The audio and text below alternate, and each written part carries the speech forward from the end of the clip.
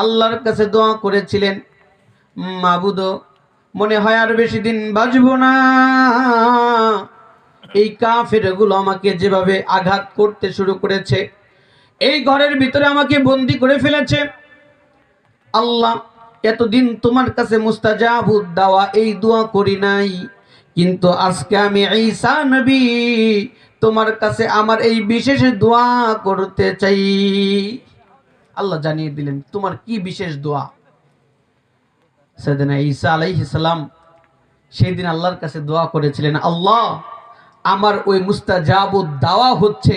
আমি আমার তাওরাতের ভিতরে দেখেছি আমার পরে এমন একজন পয়গম্বর দুনিয়াতে আসবে, যে পয়গম্বরদের উম্মতের মর্যাদা এত বেশি হবে, এত বেশি হবে, বনি ইসরাইলদের কিছু নবীদের চাইতেও উম্মতে মুহাম্মাদের মর্যাদা আল্লাহর কাছে বেশি হবে।